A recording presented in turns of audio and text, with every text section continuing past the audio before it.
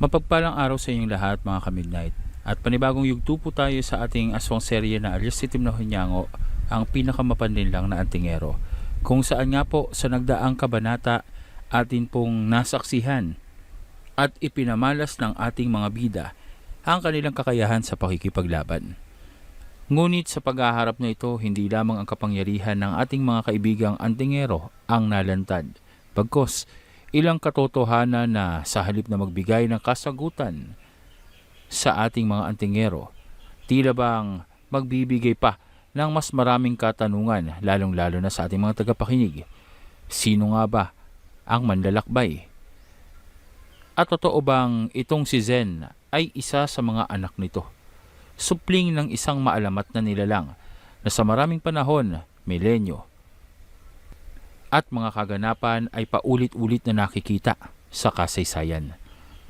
At anong mahalagang impormasyon ang hawak ng itim na orakulo at ng konseho nito tungkol sa kinaroroonan ng manlalakbay at tungkol sa kwento at katotohanan sa likod ng kakayahan nitong si Zen?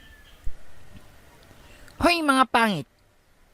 Ano bang mga binubulong-bulong nyo pa dyan? Hindi pa ba kayong nadadala? Hindi nyo naman sigurong iniisip na makakatakas pa kayo pagkatapos na mahuli kayo nitong si paring Fred. Alam nyo ba kung ano ang mga krus na yan? Yan ang inyong kamatayan. Kaya naman nagpaalam na kayo. Maaaring mapatahimik nyo kami. Maaaring mapatay nyo kami sa lugar na ito. Subalit hindi matatahimik ang buong konseho ng mga itim na orakulo. Yan ang tinitiyak ko sa inyo. Tutugisin nila kayo. Ano ngayon kung tutugisin kami? Kung paano kayong natalo dito, ganon din ang mangyayari sa mga kasamahan nyo. Gusto nyo ibigay nyo na sa amin ang mga pangalan yan at kung saan silang mapupuntahan. Kami na mismo ang pupunta sa kanila. Bibisitahin pa namin sila. Gusto mo, dalang ko pa sila ng pasalubong na bulaklak para sa mga patay. Alam mo, marami namin pinagdaanan para takutin ng mga ganyan-ganyan lamang. Isa pa, kung kagaya nyo lang naman ang makakalaban namin, abay alam na natin ang magiging kasagutan dyan. Sige lang. Aantayin namin sila. Kung sa tingin mo, malalakas sila at kaya nila kaming magapi, sige lang. Tugisin nila kami. Pero isa lang tinitiyak ko sa inyo. Hindi ako magdadalawang isip na tapusin sila, kagaya ng gagawin ko sa inyo. Tapusin mo kung tatapusin mo. Pero hindi mo ko maririnig na magmakaawa sa iyo para sa aking buhay. Tinitiyak namin sa inyo, hindi maglalaon. Mamamatay din kayo. Hindi magtatagal ang katulad nyo sa mundong ibabaw. Sigurado kong lilinisin kayo ng mga malalakas na orakulo. Wow! Lucas talking! Ikaw pa talaga nagbabanta. Kayo na nga itong nahuli. Isa pa, hindi mo naman sinabi sa amin. Mga Metroid pa lang mga kasamahan mo at mahilig maglinis. Sakto yun. Papuntahin mo dun sa may samin. Makalat dun sa may lugar nila paring Zen para naman makapaglinis sila dun ng maayos. Ikaw naman, babaeng pangit. Wag ka nang umipal pa. Kahit magmakaawa ka, hindi naman kaming maawa sa iyo Alam mo naman, chicks ka. Yak, ew. Pagbabayaran nyo itong ginawa nyo sa amin. Tiyak na hindi ito palalampasin ng matanda. Ngayong tiyak na namin at kumpirmado, isa sa inyo ay anak ng manlalakbay. Sigurado ako, hindi na kayong tatantalan pa ng aming konseho. Teka lang. Sinong anak ng manlalakbay ang pinagsasasabi mo dyan? Abay, yung tatay ko madalas nasa bahay lang namin. Ang nanay ko pa nga masyadong lamyer na lamyer Tapos sasabihin mo anak ng manlalakbay? Oo nga, kahit nga yung nanay ko. Teka lang parang Emilio, wala ka namang nanay. Di ba sabi mo lumaki ka ng walang nanay at tatay? O, anong sasabihin mong nanay mo? Ang KG mo naman, Kulas. Gusto ko lang naman sumakay dun sa trip mo. Tapos ganyan ka ng ganyan. Ang pangit mong kabandeng. Ay, ganun ba? Hindi mo naman kasing sinabi kaagad sa akin. Hoy, pangit na haliparot. Ano bang sinasabi nitong kasamaan mo na anak ng manlalakbay? Pagtatanong nitong si Kulas, subalit tinitigan lamang siya ng babaeng itim na orakulo. Halatang wala itong balak upang sagutin ang tanong nitong si Kulas. Ngunit sa kalagitnaan ng kanilang kaguluhan, habang unti-unti na humihigpit ang mga tanikala mula sa puting krus, bigla-bigla na lamang mabilis na kumilos itong si Fred upang depensahan ang lahat mula sa tila bang biglang pagdating ng isang hindi inaasahang pag-atake. Dahilan upang mawala ang mga puting krus, upang ituon itong si Fred ang kanyang kapangyarihan sa depensa sa tulong ng kanyang gabay na kerubin. Para bang isang liwanag na tumama sa kanila mula sa labas ng isla. Tila bang napakalayo ng distansya ng pinagmulan nito, subalit kitang-kita ang pagtama sa mismong kinaroroonan nila. Kung hindi naging mabilis at maaga pang pagkilos nitong si Fred, maaring malakas at malala ang pinsalang na idulot sa kanila ng puting liwanag na ito. Kasabay nito ay ang paglalahon ng dalawang itim na orakulo. Makikita doon na maging ang kakayahan nitong si Sir Ed ay tila bang nagkandawasak-wasak ang malahiganteng uri ng kalansay na nagbigay ng depensa pauna na sa ginawang depensa nitong si Fred. Sa tulong nito ay nabawasan ang impact o ang puwersang tatama sa kalupaan. Ngunit dahil nga doon, para bang dinaanan ng isang matinding dilubyo ang parte ng isla kung saan silang naroroon. Ayos lang ba kayo? Nako, napakalakas na persa nun. Isang kakaibang enerhiya. At tiyak ako, kahindik-hindik ang pinagmulan nitong nilalang. Ayun lang, nakatakas pa yung dalawa. Mukhang malakas nga ang mga kampo nila. Mukhang malakas ang sinusunod nilang matanda na tinutukoy nun. Tingnan nyo, nagawa nilang makawala dito sa puting krus. Teka, asan na yung mga ganting krus? Pasensya na.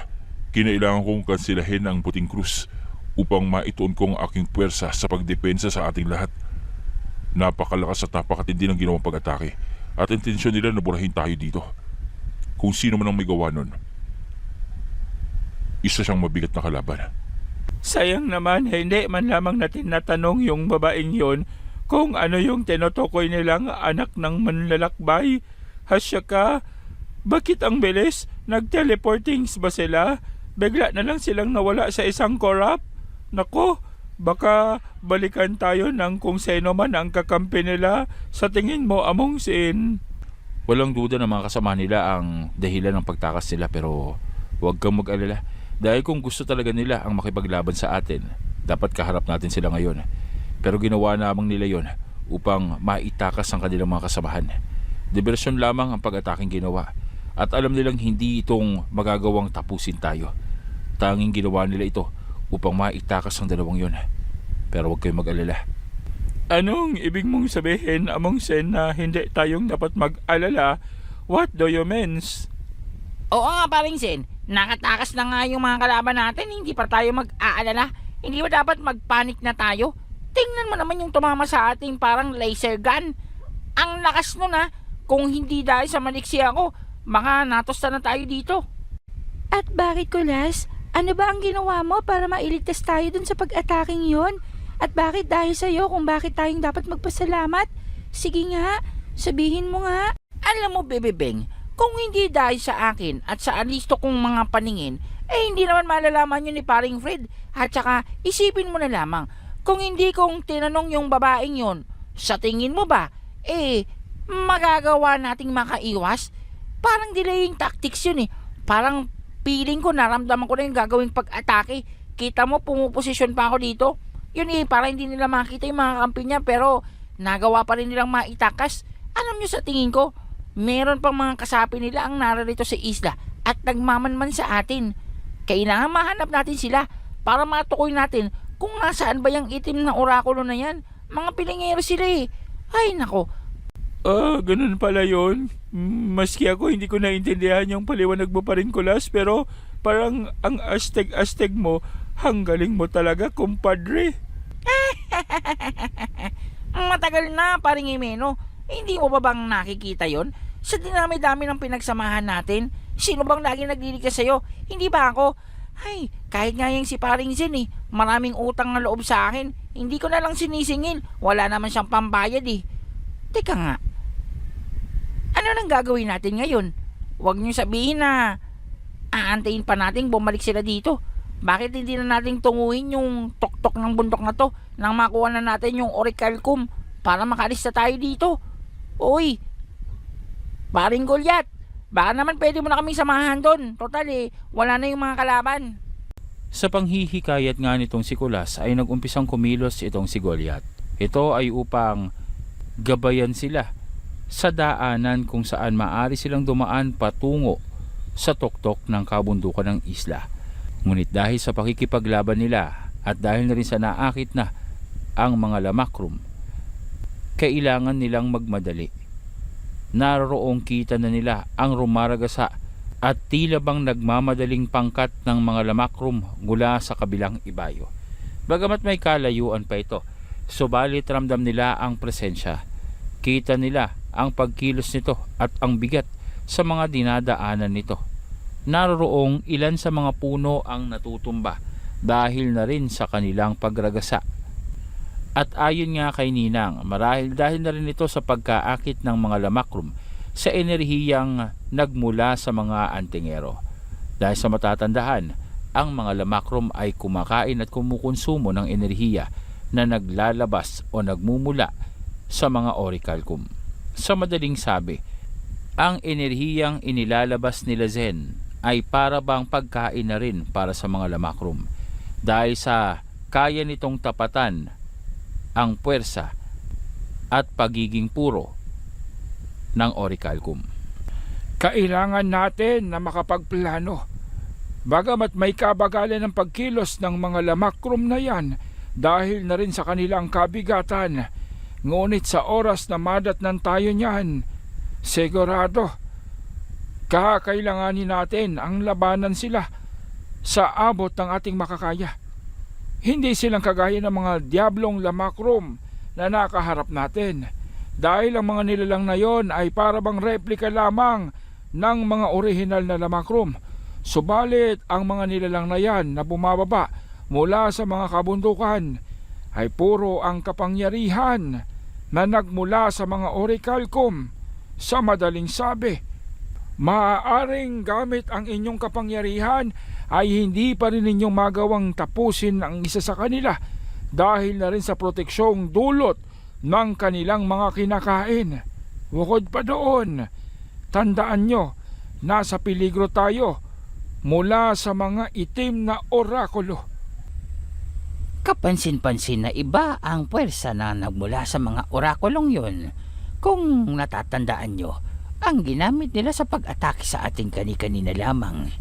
Mataas ang konsentrasyon nito na para bang pinagsama-samang uri ng mana.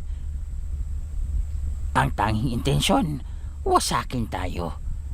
Sa madaling sabi, tunay ang karunungang tinataglay ng mga itim na orakulo. Sigurado ako, paghahandaan nila ang muli nating paghaharap-harap. Kaya naman, mas mainam kung mas mabilis tayong makaalis sa islang ito dahil disadvantage sa atin ang islang kinaroroonan natin. Ano ho bang ibig niyong sabihin, Ninang? Paano pong naging disadvantage sa atin ang islang ito? Gayong natapos naman natin ng ilan sa mga kalaban. May mga bagay pa ba o nila lang tayong dapat nakatakutan dito? Tandaan nyo ng mabuti ang mga sinabi ni Sir Ed tungkol sa Volture. Sa tingin ko, sa katotohanang nagawang maakit ng kapangyarihan nila Zen ang mga lamakrum, hindi nang naiiba pa dito na maakit ang Volture kung totoo ngang umiiral sila dito sa mundong ibabaw, lalong-lalo na dito sa isla. Nadagdagan pa ito ng ginawang pag-atake ng mga taga-itim na orakulo. Sa palagay ko, sa aking hinuha, sinadya nila yon. Maaaring may alam din sila tungkol sa Volture at sadya nilang kinargahan ng malakas na puwersa ng kapangyarihan ng pag-atake upang madagdagan ang enerhiyang aakit sa Volture at sa mga Lamakrum. Tama, at sa madaling sabi, ginawa nila yon upang maging pain tayo at habulin ng mga nilalang na nakikinabang sa mga espiritual na enerhiya. Maaaring nasa plano na nila ang gawing aktibo at gising ang Volture na naririto sa islang ito. Maliban pa doon, kapag nagkaroon ng matinding paglalaban sa islang mula sa labi ng isang titan ng sinauna, naisip nyo ba kung ano ang maaaring mangyari kapag nagkaroon ng labis na tensyon at paglalaban sa ibabaw nito? Guguho ang isla. Lulubog ito sa ilalim ng karagatan. Kasama tayong lahat. Malaking pwersa yon at hihigupin maging ang sasakyan ni Senyor Ibarra. Omsim! Yon ang mangyayari kapag naganap ang labanan dito sa pagitan ng Volture at nating mga antingero. Kung gayon, we have to make it fast and quick and furious para makaalis na dito. Ayaw kong makipaglaban sa Volture. Pangalan pa lang niya parang nakakatakot na ba? You are so cow. Hindi pwede yan sa akin, paring Yueno. Alam mo namang wala tayong inuurungan pagdating sa mga kalaban. At saka, Volture lang naman yan eh. Ano bang masamang pwedeng mangyari kapag nakaharap natin sila? Eh di ano pa ba? Lalamunin tayo. Hindi ka bang nakikinig sa mga sinabi ni Sir Ed? I know. Para yun lang eh. Lalamunin lang naman yung enerhiya. Alam mo, kailangan nating busugin ang nilalang na yan. At saka, hindi ba, ang sabi ni Sir Ed, may paraan pa naman. Kailangan lang nating gumawa nung, ano ba yun? Nakalimutan ko na tuloy yung gagawin nating kapangyarihang pag-atake. Basta yun na yun. O di kaya, iaray na lang natin si paring Fred para mabilis, para hindi na tayong mapagod pa sa paggawa ng ritual. Ano paring Fred? Sige, subukan mo. Nang ikaw ang ialay ko. Bilisan mo na nga lang pagkilos mo, Kulas. Dami mong alam. Eto naman si Julia, my friend. Masyado kang marahas. Magsasalita ka na lang, may kasama pang palo. Masyado mo namang mahal yan si paring Fred. Ako naman ang nauna sa buhay mo Ay nako.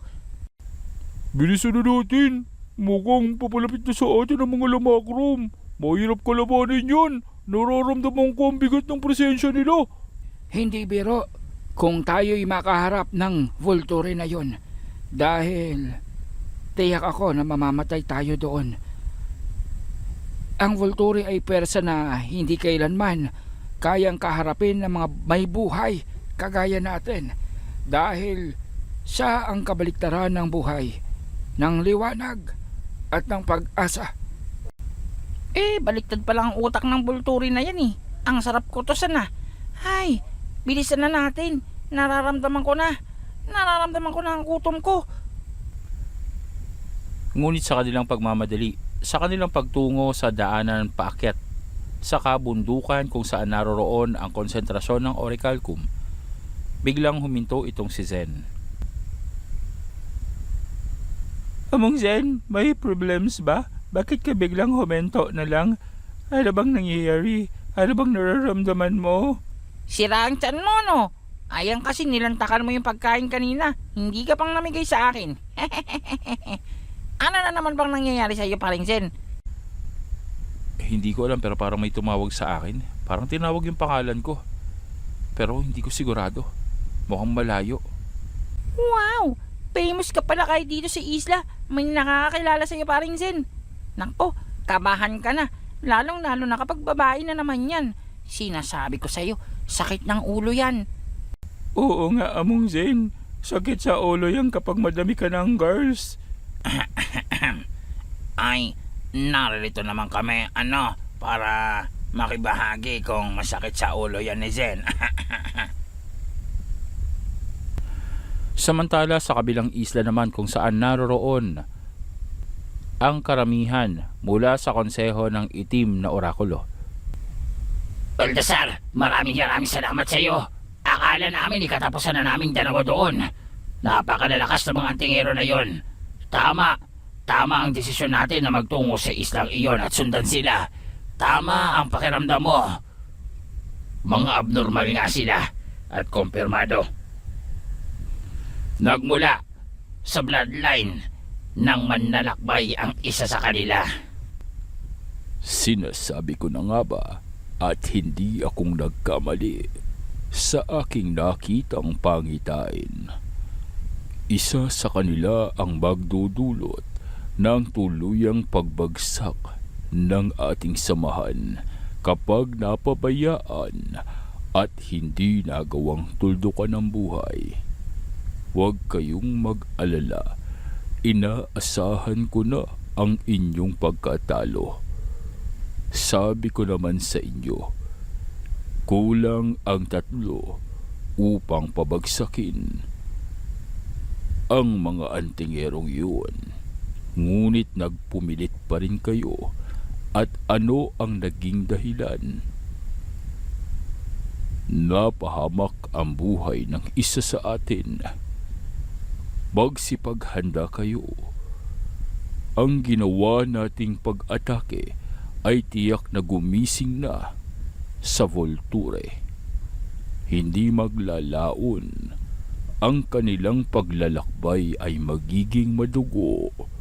Ngunit walang katiyakan kung makaliligtas pa sila o hindi na. Kailangan lamang nating matiyak na sa oras na mapaslang sila ng Volture ay maibabaon natin ang isla sa kailaliman ng karagatan. Sa ganoong kaparaanan, hindi na siyang makakabalik pa sa realidad ng ating mundo sa panahong ito at mawawala na siya sa espasyo ng mga dimensyon. Pero Baltasar, anong gagawin natin? Hindi basta-basta kapag nagising ang Volture. Alam naman nating hindi na makakaligtas ang mga antingerong yun sa paghigop ng kapangyarihan ng Volture at maging ang kanilang pag-iral ay maglalaho sa mundong ito.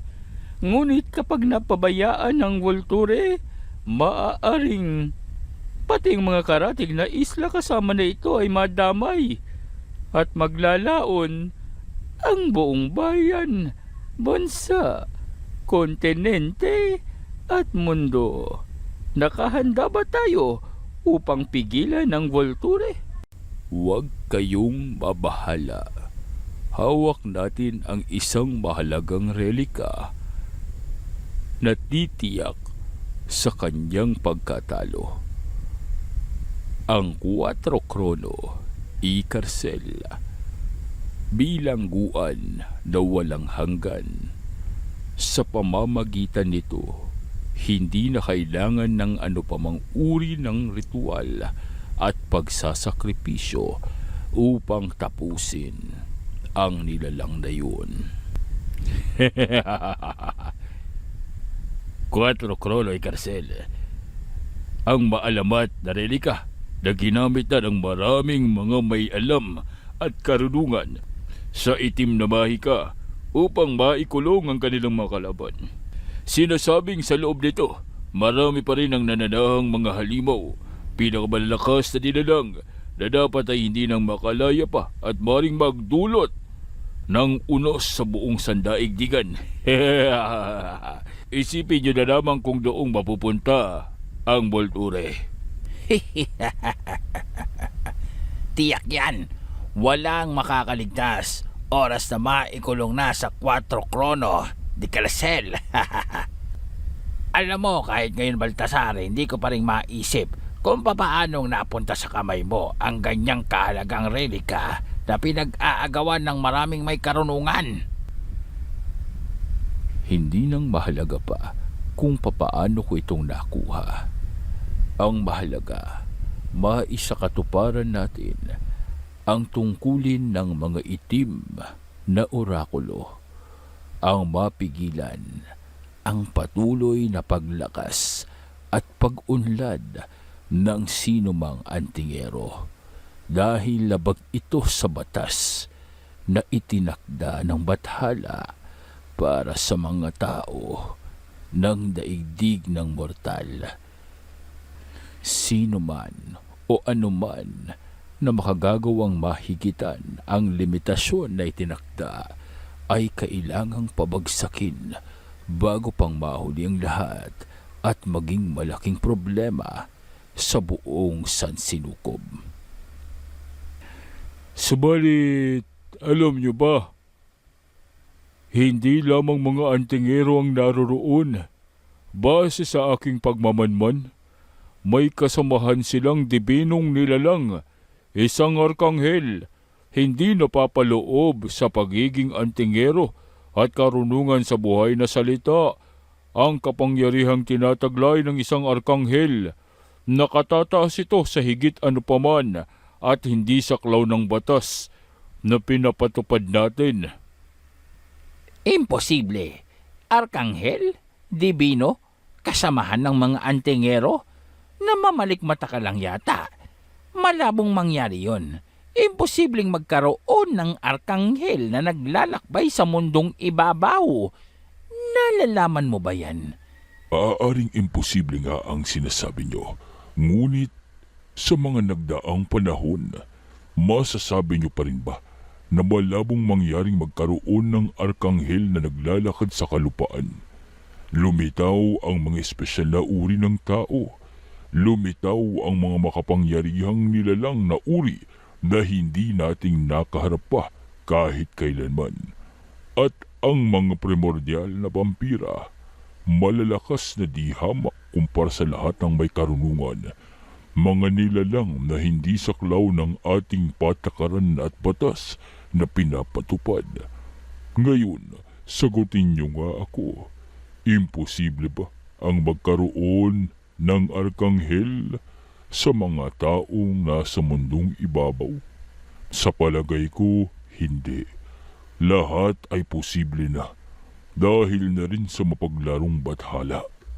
Ngunit ano pa man yan, kahit pang sabihin yung dibino siya at isang arkanghel, dahil sa kumakampi siya sa mga antingero, hindi ba maituturing na rin siyang kalaban natin? Nabalakid sa ating layunin na kailangan pabagsakin? Sigunda pa ng babaeng orakulo na nagawang saktan at mabihag nitong si Fred. Personal ang kanyang galit at intensyon sa mga sinabi niya. Ito ay sa kadahilan ng hindi niyang matanggap sa kanyang sarili na bagamat isa siyang orakulo, nakatataas sa anupamang may karunungan, higit sa anumang may taglay ng anumang uri ng mutya, ang katulad niya ay walang kahirap-hirap na natalo ni Zen at nabihag ni Fred.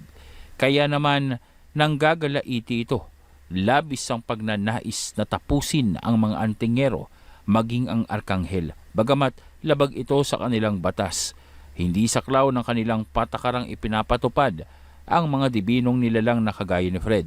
Subalit walang balak ang orakulong ito na palampasin ang mga ginawang pamamahiya sa kanya ng naturang arkanghel. Kaya naman, ibig niyang matapos agad ang buhay nito. At kung ang kaparaanan lamang ay ang Volture, iyon ang gagawin nila. Kampante sila, hindi silang mapapahamak. Magawa mang wasakin ng Volture ang buong isla ng Velcora. May kaparaanan sila upang maikulong ito at maalis sa realidad ng mga mortal.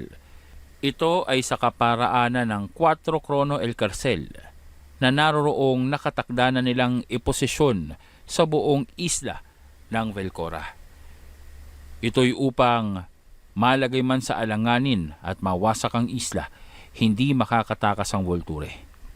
Kung matatandaan sa mga nagdaang kabanata pa, sa kauna-unahang bahagi ng istoryang ito, minsan nang nagamit ang 4 Chrono El Carcel upang maikulong ang pangkat ng iilang individual at maihiwalay sa realidad ng mundong kinagisnan at ginagalawan.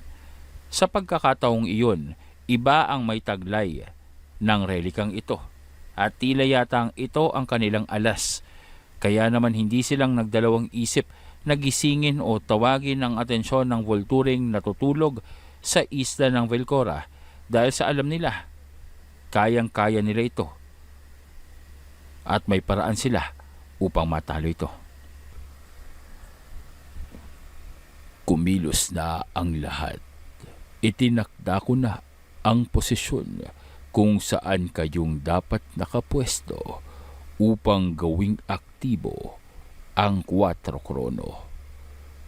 Hindi na natin hahayaan pa ang mga nilalang na ito kasama ng Volture na patuloy na umiral sa ating mundo. Ipapadala na natin sila sa bilangguang panghabang buhay. Ang kabawasan sa abominasyon ay kabawasan sa trabaho natin. Achoo! Ano ba yan?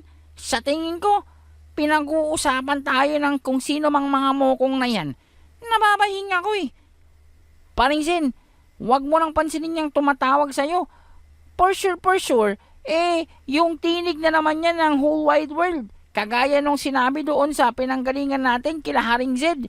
Tinig ng daigdig daw yung kumakausap sa'yo, binibigyan ka ng babala at gabay. Kung naririnig mo yan, it's time for you to clean your ears. Masamang pangitain ang makarinig ng tinig ng isang babae sa iyong isipan iyo. Nagbabadya ito ng unos sa iyong buhay, labis na kapahamakan at paghihirap. At kamatayan, ano ba ang ibinubulong sa iyo ng tinutukoy mong tinig? Zen, sa maraming pagkakataon, sinasabing ang nilalang na kayang makausap ng tinig ng daigdig ay ang mensahero nito, tagapaghatid ng balita ng kaligtasan at kapahamakan, ang sugo. At sa tingin ko, wala nang ibang akma pang nilalang upang tawagin bilang sugo, kundi ikaw, Zen. What? Si paring Zen, ang sugo? Parang mahirap paniwalaan yan. Ako kaya ang sugo. Sinugo ako nila tatay para bumaba dito sa kalupaan. At saka, tingnan niyo nga ang pagmumukha niyang si paring Zen. Mukha bang utosan yan? Parang ngayon ka lang tumama pa rin ko lang sa mga sinabi mo. Tama nga, mas mukha kang utosan kisa kay Among Zen. Dapat nga ikaw ang tawaging Sogo. Ha ha ha ha ha. Hehehehe. What's so funny, paring Jimeno? Aba kung makatawa ka ha. Ikaw, umayos ka. Baka naman gusto mong kumanta ko at mabuking ka kay Bebebeng. At ano yung ibubuking mo tungkol kay Jimeno? Maaari bang malaman ko yun, Kulas?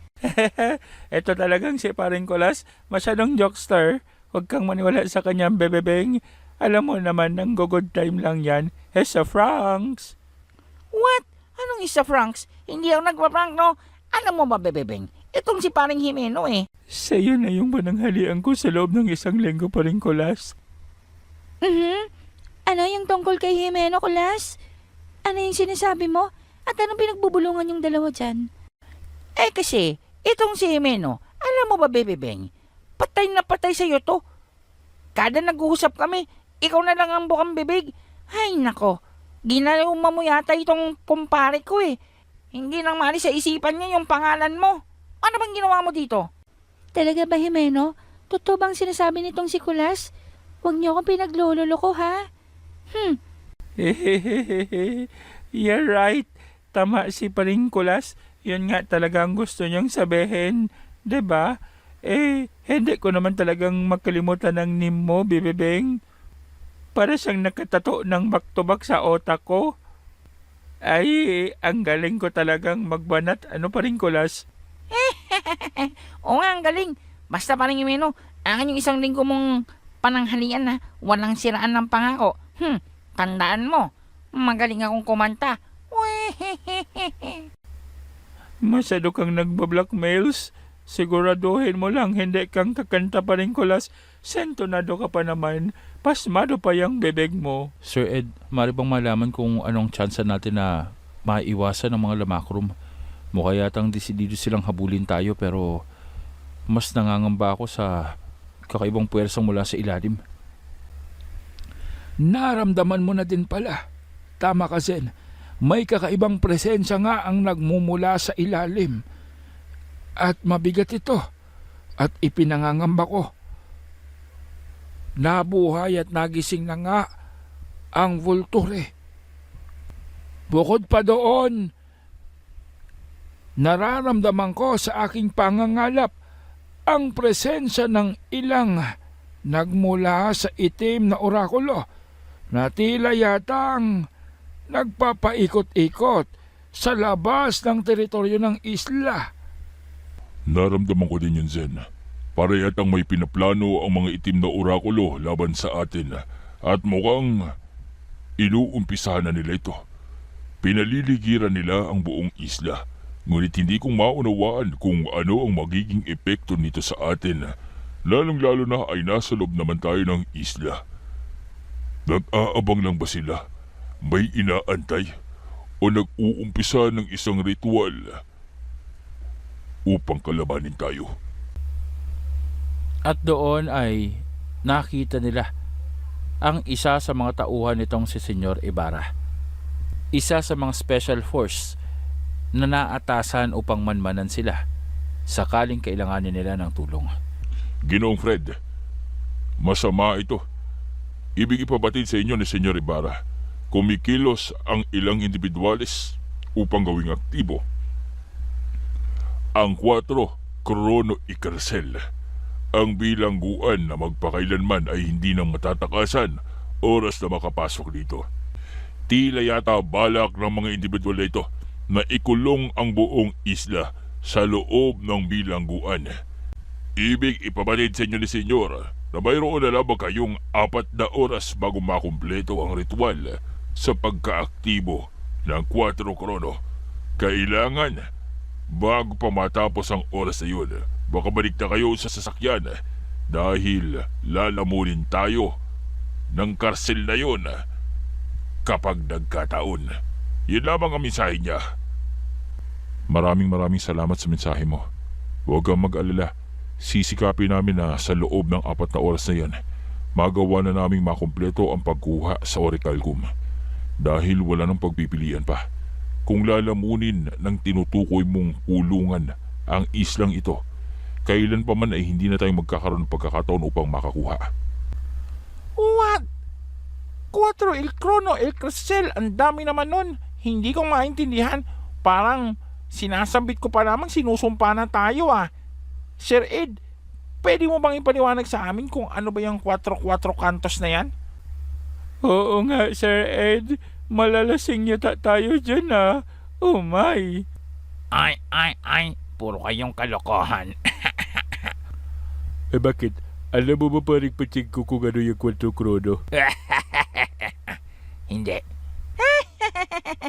Bida-bida, hindi rin palang alam. Sir Ed, sige na, ipaliwanag mo sa amin. Ano bang nangyari sa atin kapag naging aktibo yung 4 kantos na yan? Ngayon naiintindihan ko na. Tila yata ang dahilan kung bakit malakas ang loob nila na magpakawala ng ganong puwersa kahit pang magising ang Volture dahil sa nasa kanila ang 4 Chrono Icarcel. Ibig sabihin, magkandaletse-letse man ng islang ito dahil sa pananalasa ng Volture. Magagawa din nila itong maikulong sa relikang iyon kasama ng buong isla. Masamang-masama nga ito para sa atin dahil wala pa akong narinig na nagawang makalaya sa loob ng 4 Chrono Icarcel sa sarili nilang kagustuhan. Tanging ang may hawak ng karapatan sa relikang iyon ang may kakayahang palayain ang sino mang nakakulong. Tama siya. Tama ang sinabi ni Ninang. Ganon nga ang katotohanan tungkol sa 4 El Chrono. Isang bagay na dapat ay hinding mapasa kamay ng isang masamang nilalang dahil hindi mabilang ang mga halimaw delubyo at mga nilalang ng kasamaan na nakapaloob doon, na kapag sa pagpapasya nila ay palayain, magugunaw ang mundong ito dahil ang mga nilalang na naroon ay nagmula pa sa iba't ibang dimensyon. Kayo bilis lakad na! Kayo bilis lakad na! Parating na! Halibog, katakot yun! Sige na! Kayo bilis lakad dito! Sunod kayo sa akin! Pipito, my friend. Ano yun? May naaamoy ka ba? Kanina ka pang singot ng singot eh. Hindi ko alam kung anong naaamoy ko. Napakatamis at napakabango. Parang ang sarap ng halimuyak. Pero parang malungkot at nakakatakot at malamig. Kakaiba to. Ngayon ko lamang to naamoy sa tanang buhay ko. Ano ba to? Parang hindi gusto ng aking ilong. Sinasabing ang paglitaw ng Volture ay pinag-uumpisahan ng mabango at matamis na halimuyak sa kapaligiran na para bang nasa isa kang paraiso ng kawalan. Kasunod nito ay ang lamig at anghang ng pakiramdam na para bang sinusunog ng yelo ang iyong lalamunan. At panghuli ay ang nakakasilaw na kadiliman na nagmula pa sa kaibuturan ng Volture. Ito na ang hudyat ng umpisa ng kanyang pagbangon. Ito na ang hudyat ng kaguluhan sa isla ng Velcora. Madali kayo! Kunin na natin ang Orichalcum at umalis na dito sa lalong madaling panahon. Oh, narinig mo na si Sir Ed? Pumipiyok-piyok na siya. Ibig sabihin, serious mode na siya. Bilisan mo na kasi paring kulas. What? Anong bilisan ko? Nandito ako sa unahan at nandiyan kayo sa ulihan. Kayo ang bilisan nyo. Baka matagalan pa tayo dito at maikulong pa tayo dun sa 4 kanto. Dito ay muling may tumawag sa pangalan nitong si Zen at sa pagkakataong iyon, hindi na siyang lumingon pa. Bagkus, pumikit siya. Mabuti naman at pinakinggan mo ko. Nasa peligro ang inyong mga buhay. 2 uri ng puwersa ang nagtatangka upang tapusin kayo. Ang daan sa ilalim, ang puting batuhan na nakatayo sa kaliwa ng kulay kahel na puno. Doon kayong dumaan upang makamtan ang inyong kailangan. Pagkatapos, pumadaustos kayo sa gawing kanluran ng bughaw na kalangitan at berde, lunti ang batuhan. Bawat sandali ay mahalaga at bawat desisyong gagawin mo, kailangang buo ang iyong puso't isipan. Zen, ikaw ang pag-asa ng iyong mga kaibigan. Ang kabiguan mo ay kamatayan ninyong lahat. At doon bigla siyang tinapik nitong si Sir Ed. Zen, naglalakbay ang iyong diwa. Kinausap ka ba ng sinasabi mong tinig? Oo, Sir Ed. Alam mong delikado nga ang sitwasyon natin ngayon. Hindi ko alam kung mapagkakatiwalaan natin ang tinig na kumakausap sa akin. Pero ang sabi niya ay may puting batuhan tayong madadaanan. Sa tabi ng kahil na puno. Doon tayong kailangang lumusot. Doon tayong kailangang dumaan upang makamtan natin ang ating kailangan, ang Orichalcum. Paring Zen, mukhang makatayatay ang kumakausap sa'yo ngayon ah. May mga matalinhagang salita pa. Nako, yan pa naman ang pinaka-haters ko. Ayoko ng mga panaisipan. Sumasakit ang mga brain cells ko eh. Ay, mapangarapin ka palang tao, Kulas. Princess mo, meron ka ba noon? Aba, Manong Pachenko. Naghahamon ka yata ng away. Hindi mo bang alam? Personal ako sa amin.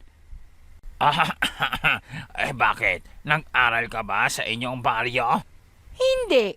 Bakit? Kailangan ba mag-aral para maging first honor? Hindi sinabi sa akin yun ng nanay ko ah. Ang sabi niya lang sa akin, ako daw ang first honor sa puso't isipan nila ni tatay. Nako.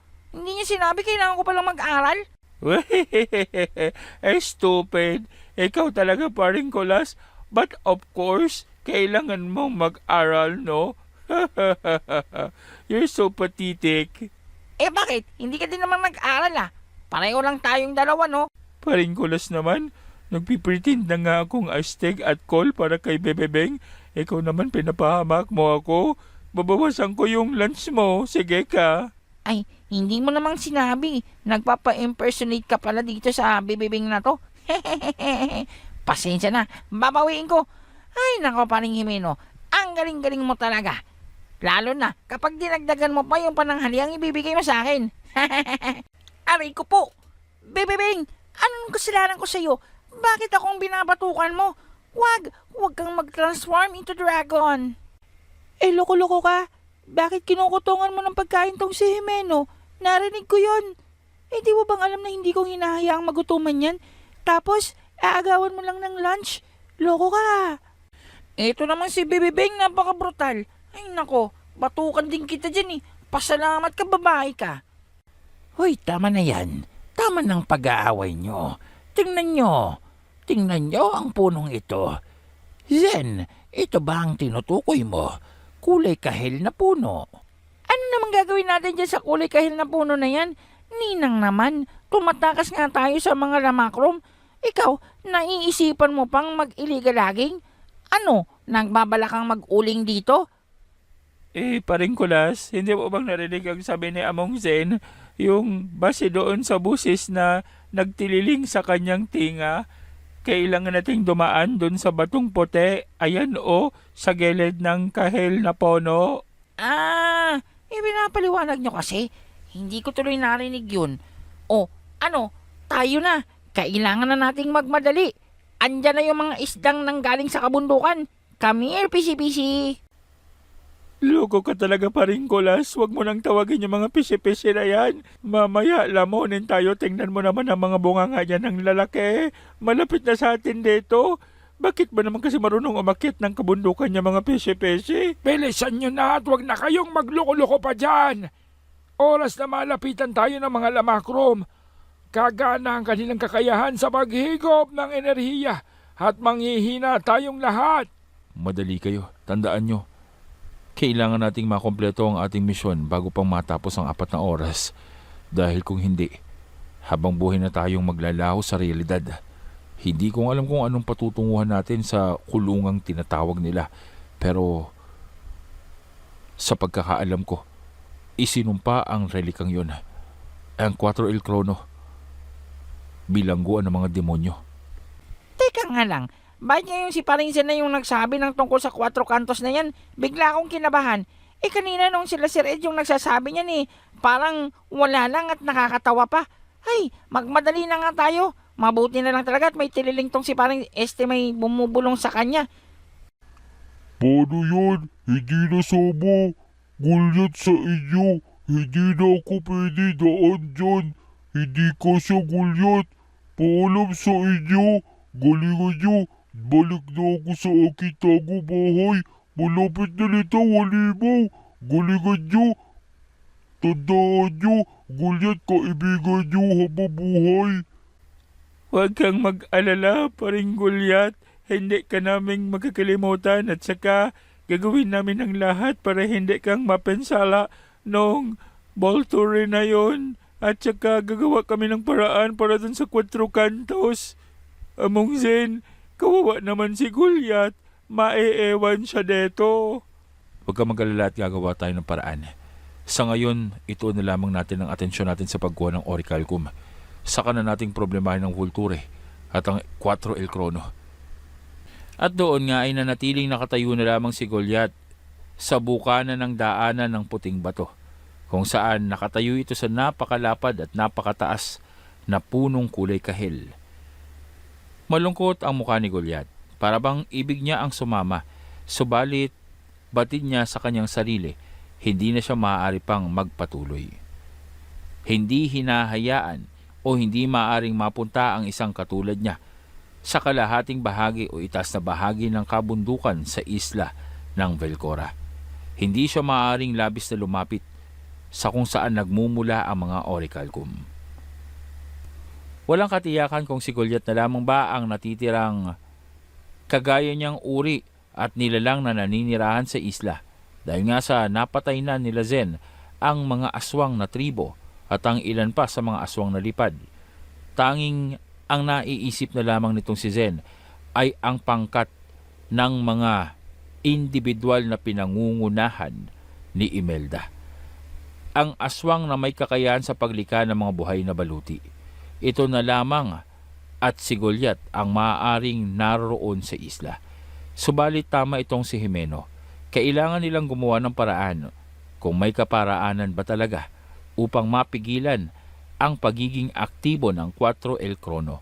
Subalit bago iyon, kailangan nilang ituon ang kanilang atensyon at isipan sa pagkuha ng Orichalcum dahil mas maraming buhay ang nakataya dito. Hindi lamang iisang titan na kagaya nitong si Goliath, bagkus libo-libo o hindi kaya milyong tao ang maaring mapahamak. Kaya naman, kailangan nilang magmadali, sundan kung totoo nga at maaasahan ang tinig na kumausap kay Zen. Mahaba ang daanan pagpasok nila sa puting batuhan. Para ba itong isang tunnel na walang hangganan?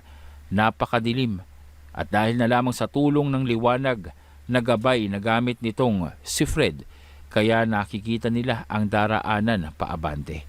Subalit, pabigat ng pabigat ang kanilang nararamdaman, panipis na panipis ang hangin kanilang nalalanghap, at patamis ng patamis ang halimuyak na bumabalot sa buong kapaligiran ng isla. Ito ay nagbabadya ng tuluyang paglitaw ng Volture. Ito na ang paglitaw ng Volture. Ang panahon ng pagkaubos ng isla ng mga Orichalcum. Ito na ang panahon ng pagkagunaw ng sibilisasyon.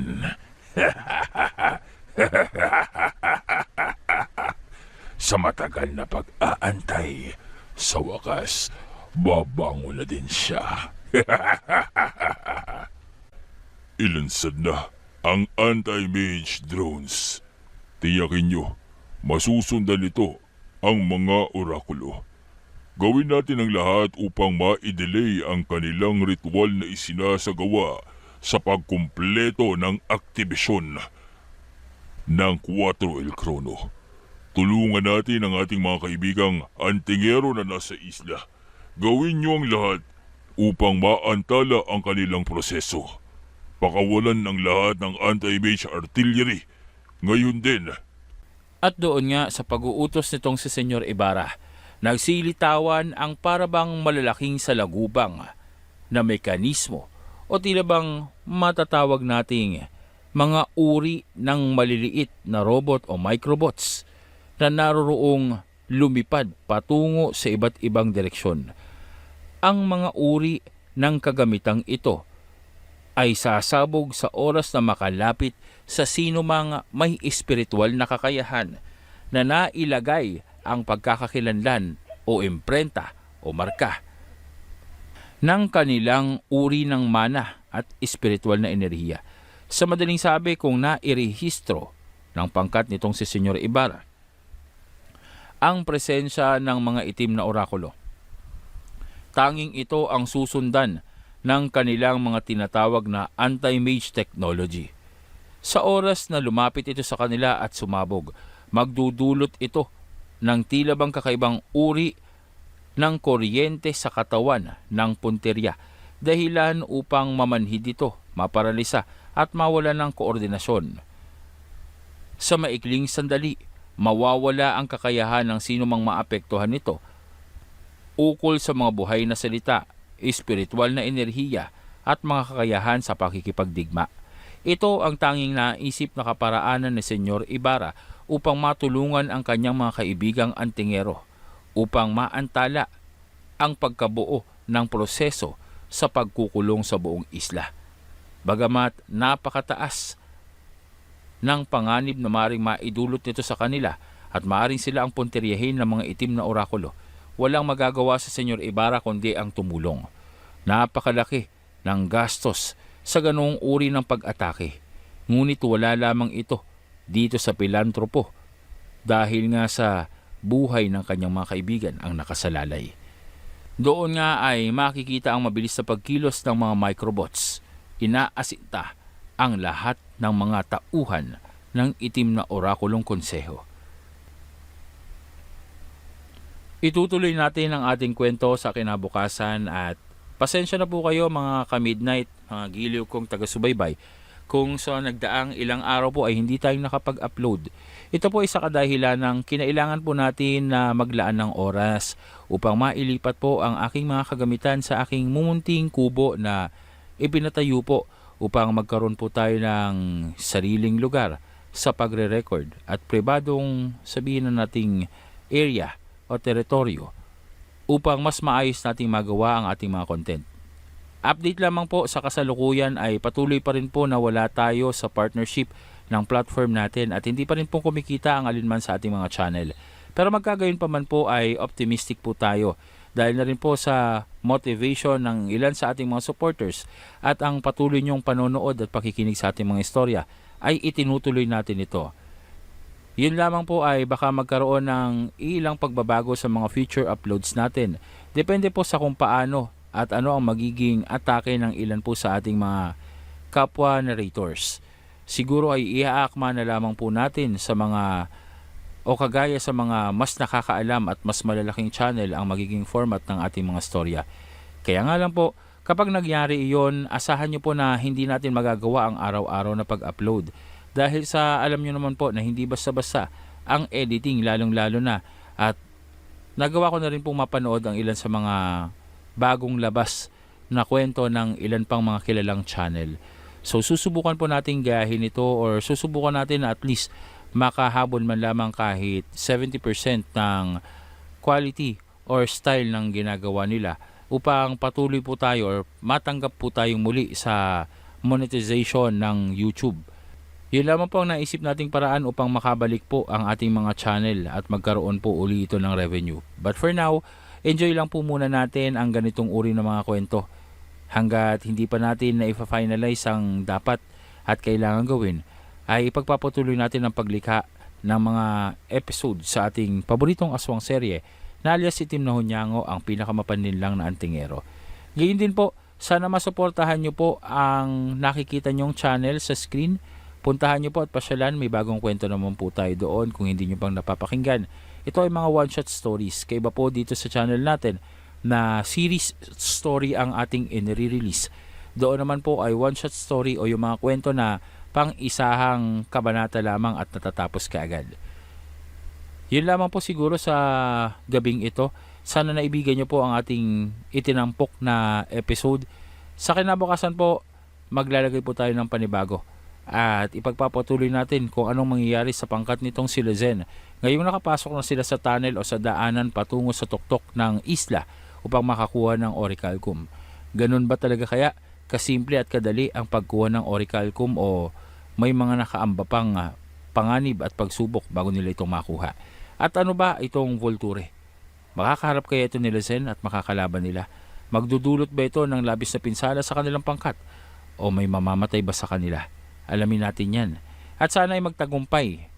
Sana ay magawa ng mga microbots nitong si Senyor Ibarra ang maantala o i-delay ang proseso ng pagpapagana ng 4 El Crono ng mga kalaban upang hindi maikulong itong si Lezen sa loob ng walang hanggang bilangguan.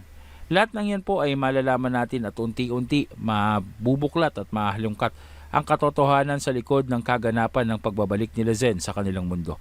Yan po ay patuloy niyong suportahan at pakinggan dito lamang sa Midnight DJ.